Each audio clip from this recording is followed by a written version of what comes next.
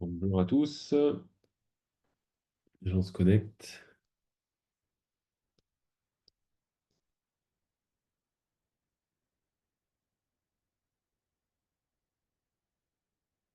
Encore un petit peu, il est quelle heure? 11h02. Encore quelques personnes qui arrivent.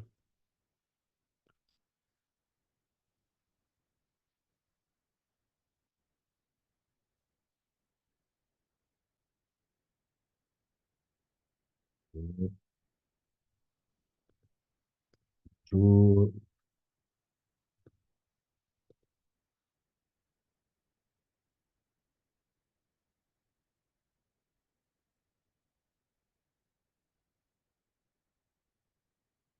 On va encore attendre un petit peu. Je pense qu'il y a encore quelques personnes qui arrivent.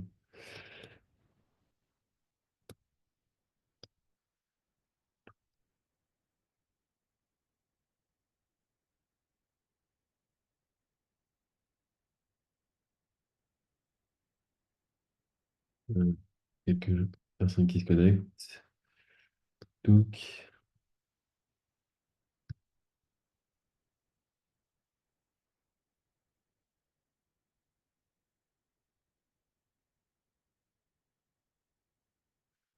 On va laisser encore une ou deux minutes.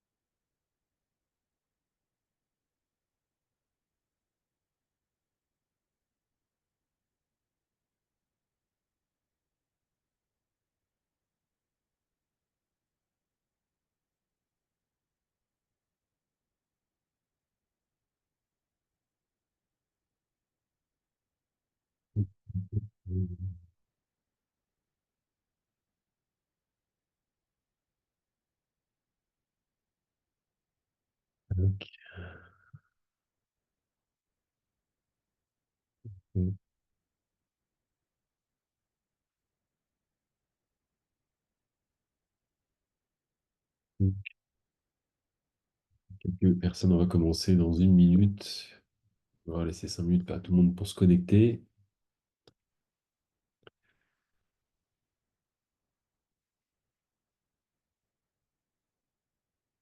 Le son est correct, vous m'entendez bien? Si vous pouvez faire un petit retour dans le chat, juste pour être sûr que tout le monde m'entend bien. En principe, l'écran est partagé.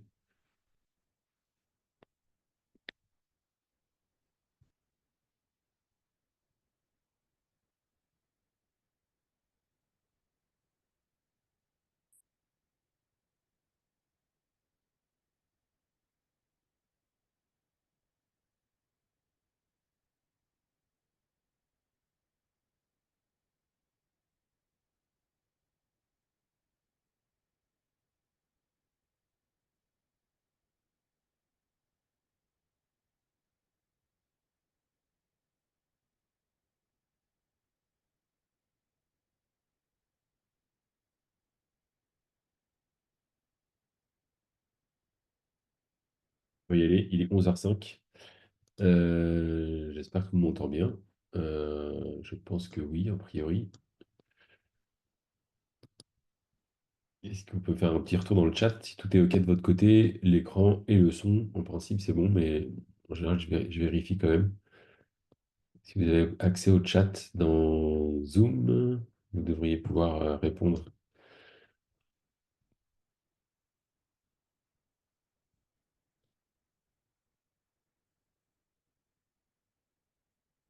et pouvoir poser vos questions aussi par la suite. Je ne sais pas si tout le monde trouve le bouton de chat, mais c'est assez pratique pour envoyer ces questions pendant que je présente. Comme ça, je peux les traiter après la présentation.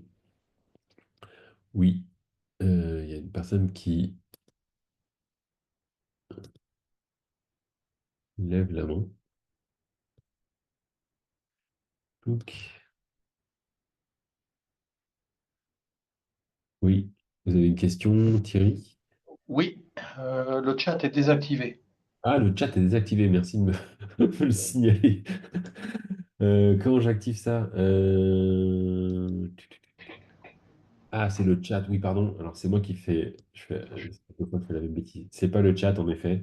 Le chat est désactivé. C'est le chat par défaut de Zoom. En fait, c'est les questions-réponses. Ok, donc je vois le. En effet, c'est Q&R. Donc, si vous avez des remarques, c'est dans la fenêtre Q&R et celle-là, elle est activée. Voilà, le son est bon. Je vois des retours impeccables. Je vais démarrer la présentation. Merci Thierry. Euh, donc, hop, je vais faire un lancer en slideshow. Parfait. Donc, le but de la présentation aujourd'hui, c'est de vous présenter un petit peu le sujet IA, data avec Dremio, et donc de vous montrer aussi dans une démo comment on peut tirer de la valeur des données avec Dremio dans un contexte IA, avec un chat que je vais vous montrer tout à l'heure. Donc, le but ici, c'est on va revenir sur les basiques, je dirais, de Dremio, l'introduction de Dremio, ce que fait Dremio. Une petite démo avec différentes technos que j'ai mis en œuvre pour cette présentation. Et puis, on traitera vos questions par la suite. Donc, on va faire une demi-heure, trois quarts d'heure maximum. Donc, qui est Dremio? Rapidement, je ne vais pas faire trop de slides sur la boîte, mais juste où on est positionné. Donc, on est basé en Californie. On est à peu près 400 maintenant dans le monde. On a des bureaux également à Londres, à Munich et maintenant à Paris. Donc, on est 5 à Paris. Et on a différents clients en France déjà, comme Michelin sur le slide. On a aussi La Poste, BNP, voilà, qui ont déjà fait des talks dans différents événements. Donc, je vais revenir sur les basiques. Pourquoi Dremio et qu'est-ce qu'on propose? Donc en fait, si on reprend un peu le landscape classique d'un environnement de data, on va retrouver tout ce qui est data source, on va retrouver les data lakes, les data warehouse classiques. Et bien sûr, ce qui est très important dans notre positionnement, c'est la partie utilisation, ce qu'on appelle les data citizen, avec les deux use cases classiques qui vont être la BI et la partie data science et AI. Et ces personnes, donc c'est la partie data citizen, ont toujours des problèmes de performance ou d'accès à aux données de l'entreprise. Donc c'est vrai que c'était pour ça qu'avaient été créés aussi les data warehouses pour essayer d'accélérer l'accès à ces data sources qui pouvaient être parfois un peu lentes et un peu complexes à mettre en œuvre. Et puis est arrivé, on va dire il y a 15 ans, la partie data lake, avec des lakes plus ou moins modernes entre Hadoop et puis des plateformes plus modernes aujourd'hui. Mais on a toujours ces pipelines et ces copies de données. Il faut toujours copier ces données entre un lake et un warehouse ou les deux. Donc, c'est pas toujours simple pour l'utilisateur pour avoir accès à la consommation et à la création de sa valeur et de ce qu'on appelle un data product, au final, pour un utilisateur qui va être un KPI dans la BI ou un dashboard à consommer ou une vue à consommer dans son outil Python préféré pour faire de la data science. Donc, c'est pas forcément simple. L'intérêt de la plateforme Dremio, c'est ce qu'on propose, c'est de pouvoir faire ce qu'on appelle ce shift left et de ramener en fait l'utilisateur plus proche de la donnée et de se connecter directement à des lakes qui seraient en fait l'offload quelque part des data sources, mais aussi également on peut se connecter à des data sources. On a quelques connecteurs à des data sources classiques comme Oracle, Teradata ou SAP. Et le but serait de préparer ces données sur des lakes pour pouvoir justement leverager ces différentes sources et créer de la valeur autour des outils comme la BI ou comme l'AI et les ML, ce qu'on va voir aujourd'hui. Donc ce shift left, c'est à ramener en fait les utilisateurs plus proches de la data en leur simplifiant la consommation, en leur cachant la complexité et en leur amenant une vision métier des assets data dans l'entreprise. Les grands axes, donc on a une vision hybride ce qu'on appelle du Lakehouse. Donc Lakehouse for Business, c'est hybride au sens cloud et on-prem. Donc on a une approche, j'ai déjà fait un webinaire là-dessus en février sur la partie euh, euh, on-prem et souverain, donc on va dire plateforme souveraine de données, approche souveraine. On va pouvoir, avec du Minayo, c'était le sujet à l'époque, Minayo et Dremio sur un environnement on-prem pour pouvoir avoir le stockage et la partie compute sur un environnement qui reste sous le contrôle du client. C'est ce qu'on appelle aussi une hybridation qui peut aussi aller sur le cloud. Donc on peut avoir une approche hybride avec cloud et on-prem et avoir même deux environnements Dremio qui peuvent se parler dans des environnements Kubernetes. Et le but est de créer, ça c'était pour plutôt la partie infrastructure et architecture, mais le but est de créer après ça des data products pour les utilisateurs, qui peuvent être donc du coup on-prem ou cloud ou hybride. Et surtout, la partie importante de l'offre, c'est l'accélération pour ses utilisateurs. Donc, créer un data product, ça, c'est pas très compliqué. C'est faire du SQL et avoir cette souplesse pour se connecter à différentes sources. Mais surtout, c'est pouvoir le servir à scale. Parce que faire un data product et le tester à l'unité, ça fonctionne toujours. Mais le problème, c'est de pouvoir le servir à l'échelle après et de pouvoir bah, avoir 500, 1000 personnes sur un environnement Power BI ou Tableau qui vont solliciter les mêmes données et les mêmes reports à des tranches horaires un peu différentes, mais en tout cas en volume et en accès parallèle. Donc cet aspect intelligence, je vais y revenir, c'est vraiment clé. Et on le retrouve dans la partie AI, parce que c'est ce qui fait notre force, c'est de pouvoir accélérer en fait le service. Parce que faire de l'AI sur des données, la plateforme que j'utilise aujourd'hui qui s'appelle Longchain permet de le faire même sur une base Postgre ou MySQL, c'est pas le sujet.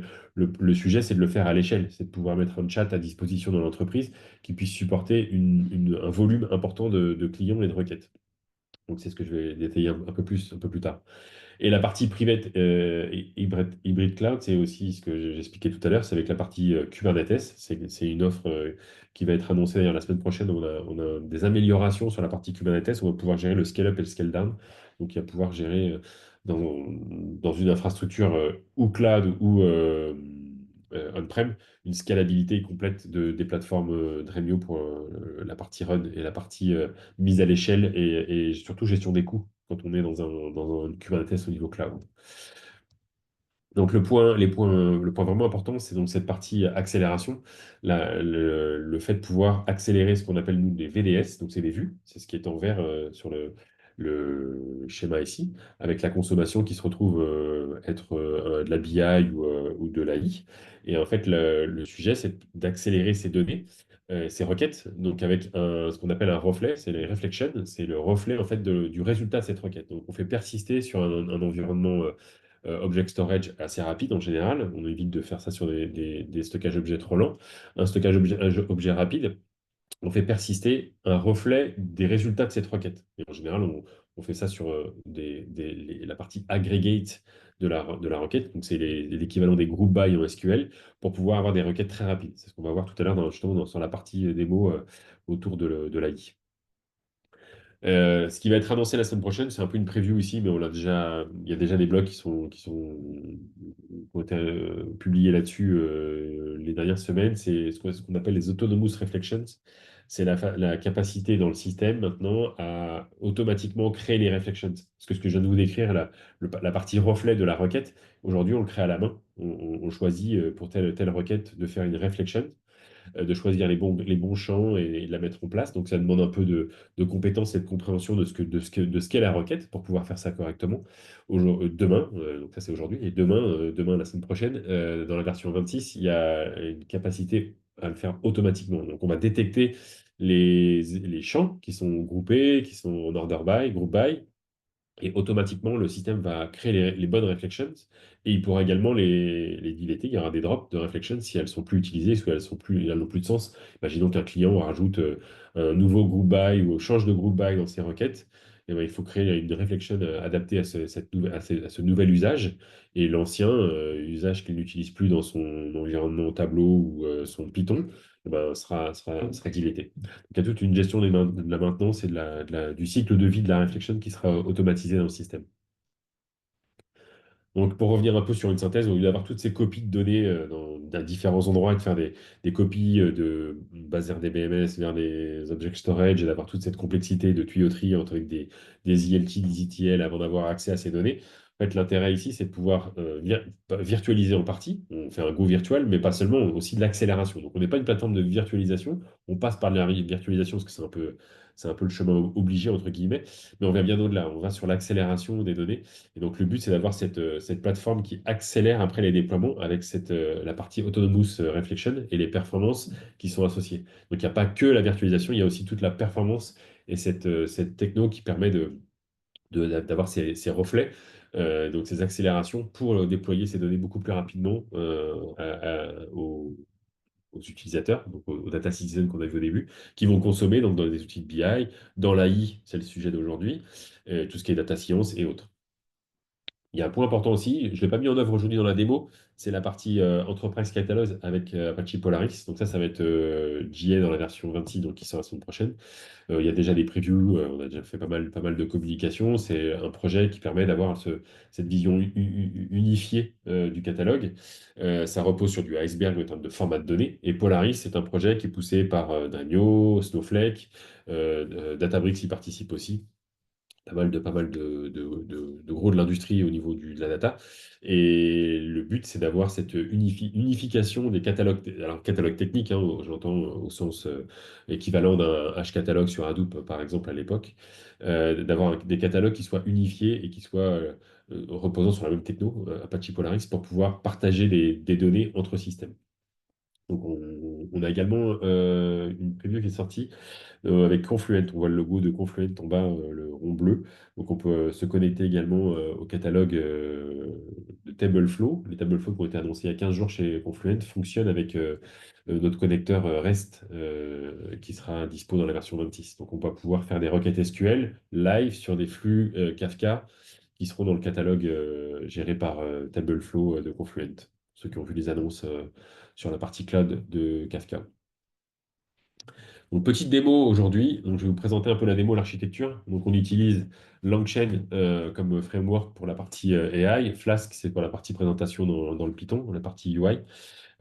Donc, le but, c'est d'avoir un end user qui se connecte à un chat, c'est donc du Python, du Flask, et qui va pouvoir en fait utiliser des tools. Donc, on a une suite de tools dans le code Python que je vais vous montrer qui permet en fait de récupérer une partie des données nécessaires au traitement d'une question. Donc, quand on dit récupérer une partie des données, c'est du SQL. Et on va récupérer en SQL les données nécessaires au traitement d'une question. Et donc, l'AI analyse le descriptif de ce qu'est cet outil, le tool en question, et va l'utiliser ou pas par rapport à la question de l'utilisateur. Et on va garder dans la démo aussi l'historie des questions des conversations, pardon, on va garder une partie historique. Tout ça sur un environnement Dremio. Donc, j'ai mis en place un Spaces application Dremio AI que je vais vous montrer avec des requêtes qui sont ici. Donc, il y a toutes les all yours purchase, parce que le use case ici, c'est des customers, des clients, des locations et des products. Donc c'est très simple, hein, c'est un use case retail. On a des factures qui sont payées, on a des top, j'ai créé des KPI de top 30 customers, top 50 purchase product. Voilà, donc il y a quelques questions qui sont couvertes par ces différentes vues, qui sont donc spécialisées, je vais vous les montrer. Et donc en fonction de la question posée par l'utilisateur dans le chat, l'outil est capable de choisir le bon tool pour chaque question posée et donc il déclenche une requête SQL adaptée. Donc ça se présente comme ça. Je vais vous le montrer. Vous posez votre question et on vous présente le résultat dans un chat classique. Donc je vais ramener aussi ici mon visual code. Tac. Donc j'ai fait ça à distance. Hop, je vais vous montrer ici le code. Voilà. Donc, c'est sur une machine qui tourne sur AWS. Donc là, on a l'application qui tourne. Ça, c'est pour vous montrer comment est générée l'application. Donc, on a les librairies LongChain. On se connecte. Ici, j'utilise la partie OpenAI. Ça fonctionne aussi avec du Mistral, un peu plus lent que la partie OpenAI, mais on a des clients qui utilisent de l'OpenAI aussi on-prem, donc on peut faire du OpenAI sur un système qui pourrait tourner on-prem sur votre infrastructure. Il faut rajouter les LangChain locaux dans la partie librairie. Et après, on va avoir la création des fameux tools. Donc là, on voit la structure. Donc le tool 1 qui fait un get purchase data et en fait qui fait un select étoile sur une vue ici. Et cette vue, donc on a le descriptif également ici. C'est très important de mettre le descriptif de cette vue. Donc on fait un retrieve de all purchase from the database, from all customers, all years, etc. Donc on met tout le détail. Et cette vue, si je regarde dans le côté Dremio ici. Voilà, elle va se retrouver ici. Donc Dremio AI, elle est là, la All Purchase.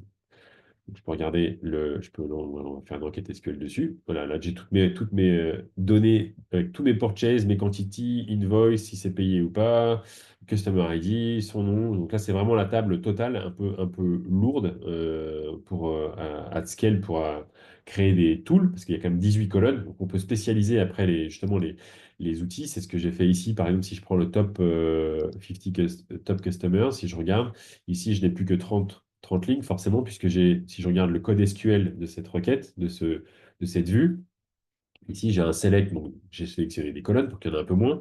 J'ai récupéré, j'ai fait une somme du total purchase, et puis j'ai fait des group by et un limit 30 pour avoir le top 30 avec un order basé sur le total purchase, parce que je veux les clients qui achètent le plus. Et donc voilà, au final, j'ai ma requête qui me sort mes clients les plus consommateurs, enfin en tout cas les meilleurs clients, avec la colonne ici, total purchase, classée par ordre. Donc là, j'ai mes 30 plus gros clients en termes de commandes, basés sur le total. Donc j'ai fait ce produit. Donc je peux faire un select étoile du coup, hein. C'est pas, j'ai pas besoin de sélectionner puisque j'ai plus que 7 colonnes. Et j'ai fait cet outil se retrouve en fait ici. Si je regarde dans mes tools, là j'en ai plusieurs, hein. J'ai le 4, 5, je vais essayer de retrouver le top. Voilà, le top 30 customers, il est ici. Voilà, il est là. Donc là, j'ai le select étoile sur mon top 30. Et là, je décris Retrieve my top 30 customers list per total amount of purchase. Donc si je pose une question, que ce soit en français ou en anglais, hein, il n'y a pas de problème avec la langue, il se débrouille complètement. Si je cherche mes clients, il va utiliser cette fonction.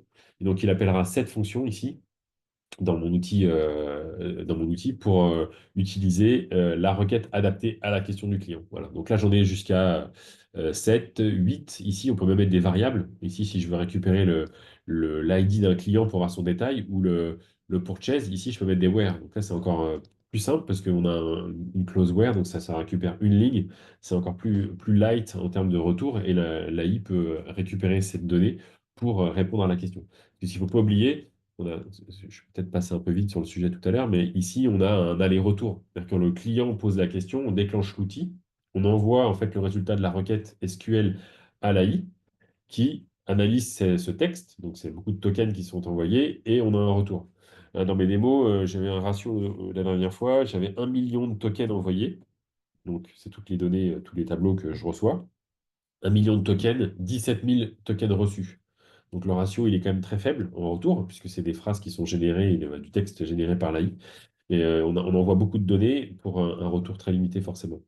Donc c'est important de bien sizer ces products ici et de faire quelque chose d'assez fin, de ce que j'appelle un peu une constellation de vues, de KPI et de requêtes adaptées à son environnement et surtout de les accélérer. C'est ce que j'ai mis en place ici. On a donc les reflections qu'on voit ici dans la UI. Et là, il y a des reflections qui sont positionnées sur les products, les customers, les purchases et les store locations pour justement accélérer ces requêtes. Donc, il n'y a pas beaucoup de données, hein, c'est des données de test, mais on est sur une accélération x5 ici calculée avec toutes les requêtes qu'on passe. Donc, on voit le volume de requêtes passées. On est à plus de 3000 là sur mon environnement de démo. Et donc, du coup, on a un métrique qui est calculé. On est à x5 en accélération par rapport à un environnement, à ces mêmes tables qui ne seraient pas accélérées. Donc on a vraiment un gain important et c'est ce qui fait l'intérêt de développer ce type de use case AI avec Dremio, c'est qu'on a ces accélérations, ces reflections qui fait que quand on passe des requêtes, ben, on va très rapide. Le temps d'attente qu'on va voir, je vais vous montrer après je vais vous faire une petite démo de l'interface. On va se mettre ici. Donc là, je peux lui demander par exemple comment il peut m'aider. Il va me répondre assez rapidement parce qu'il a le contexte. Voilà, donc là, il y a pas d'échange, donc c'est assez rapide. Et là, je vais lui demander par exemple de la liste des factures impayées. Je prends des suggestions qui sont déjà toutes faites et qui permettent d'aller un peu plus vite. Et donc là, il y a un aller-retour. Voilà, donc là, j'ai la liste des factures impayées. Donc je vais aller voir ce qui s'est passé dans mon job Dremio. Si je fais un petit refresh ici dans Actualiser, j'ai un user AI et je vois qu'il a utilisé unpaid. C'est ce qu'il indique ici, hein. On a la fonction, c'est get unpaid list invoice. Donc je vois qu'ici, il a utilisé la unpaid invoice et je vois la requête qui est passée. Donc je regarde le temps. Bon, je suis à moins d'une seconde et voilà, je vois la requête qui a été passée par l'agent côté Python. Donc on a un temps très rapide. Si je prends qui sont les 10 meilleurs clients, on va la refaire comme ça ici. On va voir une autre fonction utilisée, voilà, c'est get top 30 purchase. Donc là, si je refais un petit refresh ici sur les jobs, on voit que c'est très rapide toujours, moins d'une seconde, et on a le KPI top 30 customers qui a été utilisé. Donc l'outil est capable en fonction de la requête et en lisant donc, le descriptif qu'on a positionné ici, est capable de sélectionner le bon tools pour servir la donnée. Je vois qu'il y a peut-être des questions. Je vais je vais activer les micros si vous avez des questions. Vous pouvez le couper, mais s'il y a des questions live, et je ne lis pas forcément les Q&A en parallèle. Est-ce qu'il y a des questions jusque-là ou pas? J'ai activé le vocal, mais vous pouvez, enfin, vos micros sont éteints. Donc, si vous voulez poser une question, vous pouvez désactiver votre micro et poser une question si c'est nécessaire. Donc voilà la partie démo. Est-ce qu'il y a des questions ou pas? Je vais reprendre ici. On peut faire un autre petit exemple ici. On peut le faire en anglais. Tac. On peut lui demander de me faire une petite requête SQL. C'est un côté un peu sympa aussi. Là, je lui demande de me faire une requête SQL. Il est capable de trouver en fait les bons champs et de me proposer une requête SQL que je peux copier-coller. Par exemple ici, si je prends cette requête SQL et que je l'amène sur mon interpréteur SQL et que je la pose ici, je fais un run, ça fonctionne. Donc en fait, l'outil, l'AI, est capable de détecter les champs, puisqu'il les a, et de comprendre l'environnement de données et de me proposer des requêtes SQL qui fonctionnent dans ma UI. Donc là, c'est un peu du text to SQL. Ça, c'est une fonction qui va aussi arriver dans Dremio, mais dans la partie produit et pas à l'extérieur comme je le fais là. Là, c'est un peu, on a un peu dérivé le truc, mais c'est un peu marrant de voir aussi qu'en ayant fait un chat pour discuter autour des données, il est capable de faire un chat aussi, enfin de répondre à des questions qui seraient des questions d'un data engineer pour créer des requêtes.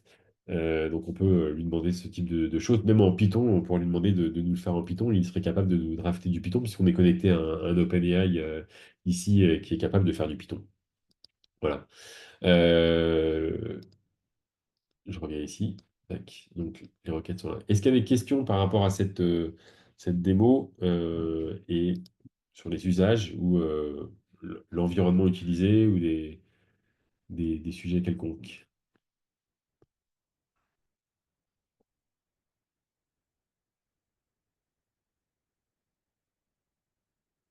Pas de questions de votre côté?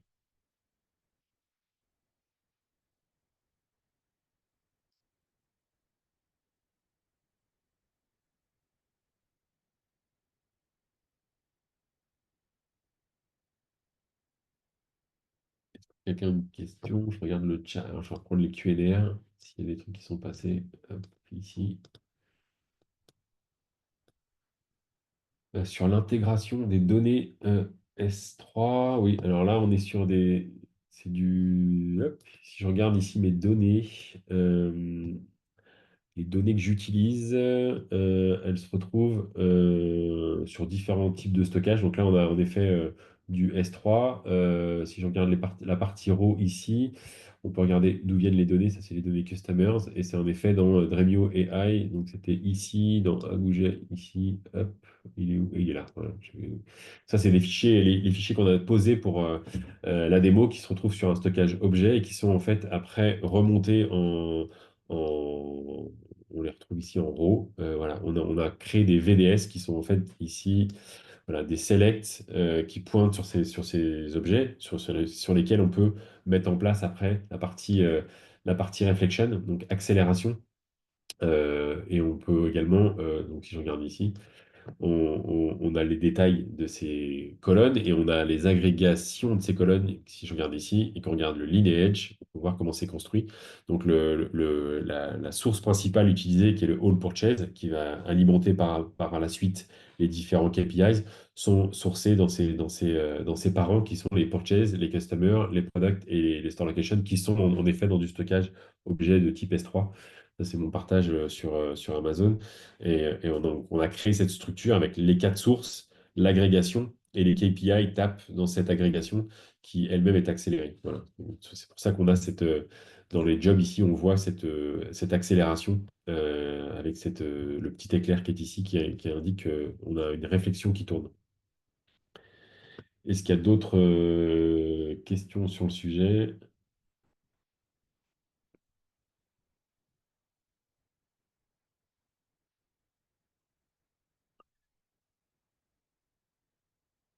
Pas de questions? Pas de curieux sur le sujet? pour lancer une petite requête. Les 10 meilleurs communs. Tac, relancer un truc. On va le voir tourner ici. Actualiser. Donc là, hop, le top 50 purchase, voilà, par quantité, il me l'a sorti. Si je veux après sélectionner un purchase, je peux dire détail ou du client. Je n'avais pas les clients tout à l'heure. Non, purchase, ouais, détail, purchase. ID, tac. On va voir ce qu'il utilise. Et là, on a le détail du purchase en question, parce qu'il a passé là, justement le get purchase ID data, qui est la requête avec, on a vu tout à l'heure, voilà, ici, qui permet d'avoir le détail d'une commande automatiquement avec un where clause. Donc, on a récupéré uniquement l'information du purchase ID 091 à la fin, en demandant, en s'appuyant sur la requête en question. Est-ce qu'il y a des questions encore sur le sujet? Je regarde le chat, je vais ouvrir le chat. Et puis ici, les Q&A. Alors, les usages métiers, ouais, majeurs. C'est une question intéressante sur la mise en pratique de ces chats. Euh, Chez nos clients, on voit plutôt un alignement avec la partie BI. C'est-à-dire que la BI est un cadre qui permet d'avoir une vision un peu structurée de ce qu'on veut analyser. Donc, on a une BI pour les ventes, par exemple. On va avoir une carte, des chiffres, des trimestres, des mois. Et donc, on est cadré et quelque part, on se déplace dans ce cadre. Là, l'intérêt d'un chat de ce type-là pour les métiers, c'est de mettre au même niveau que la BI un chat qui va pouvoir vous permettre d'explorer les données en langage naturel et d'avoir un cadre. C'est pour ça qu'on met un petit titre et on essaye de structurer un petit peu ce que fait le chat, d'explorer les données en langage naturel, mais en imaginant que c'est le même cadre quelque part que la BI. Donc moi, j'aligne toujours cette approche chat AI avec un outil de BI. Un outil de BI, c'est une vue graphique. Un outil AI chat, c'est un outil texte d'exploration. Donc on va poser des questions, mais il faut pas non plus sortir du cadre, parce que là, j'ai pas des requêtes qui permettent de répondre à tout. C'est pas le GPT comme à la maison où on peut poser n'importe quelle question. C'est vraiment dans un cadre de tools, les tools qu'on a vu tout à l'heure, donc qui structure un peu l'environnement. Et les clients regardent ça pour, imagine, quand on en discute avec eux, imagine justement l'usage en parallèle de la BI pour récupérer voilà, donc client, les dernières commandes d'un client basées sur son ID. Donc typiquement, vous êtes en contact téléphonique avec un client dans la banque ou dans le retail, on peut récupérer les 5 dernières commandes d'un client rapidement sans aller forcément dans un applicatif. Ça vient compléter les applicatifs sans avoir forcément les écrans d'un applicatif ou les écrans d'une BI, mais en restant simplement dans un chat et en discutant avec le client et en posant les questions du client dans un chat interne, par exemple ici. On peut imaginer faire ça après à l'externe, mais c'est une autre scalabilité des applications. Mais le but, c'est de rajouter en fait une capacité à explorer ces données par un langage naturel, en plus des applications existantes. Donc c'est un complément quelque part de ce qui peut exister dans l'entreprise pour les métiers. Alors, ouais, alors plus de souplesse qu'un BI. Alors, c'est à double tranchant. Parce que les démos que j'ai pu faire, c'est une question que j'ai sur le chat. Et c'est pas forcément plus souple qu'une BI parce que c'est cadré. On a quand même ces outils qui sont là, les tools de 1 à 8 ici. Et ça, c'est un cadre. Donc, ça paraît plus souple parce qu'on se dit, bah, on est en langage naturel, on va pouvoir faire ce qu'on veut dans le chat. Mais pas forcément, puisque l'outil est capable de requêter ici 8 requêtes. Donc, si on sort du cadre, si on lui demande la marge, ben, il ne l'a pas. C'est comme si on cherchait la marge dans un dashboard de BI. On ne va pas forcément la trouver si elle n'est pas calculée, si elle n'est pas présente. C'est pareil ici. Donc, ça paraît plus souple, mais il faut un peu prévenir les clients, en tout cas faire une UI de chat qui soit cadré et qui explique le contexte. C'est pour ça que là, on le fait un peu comme ça. On fait un welcome avec un petit texte et des requêtes qui amènent un peu le contexte pour expliquer ce que peut faire l'outil et surtout que de comprendre ce qu'il ne fera peut-être pas et les questions qu'il pourra pas couvrir. Donc, ça paraît plus souple, mais ça reste quand même un outil qui doit être, enfin, qui sera cadré, parce que forcément, il y a des outils derrière, les fameux tools, LangChain, qui permettent de passer des requêtes.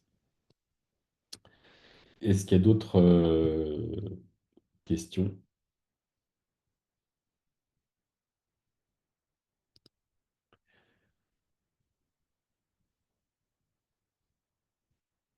Merci à vous. Plus de questions?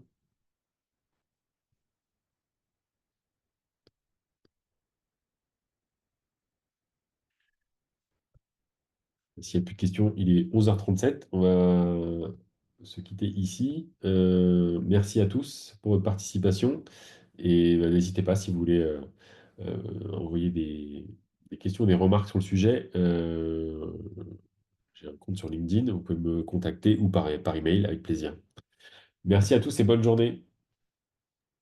Merci, bonne journée. Merci, bonne journée.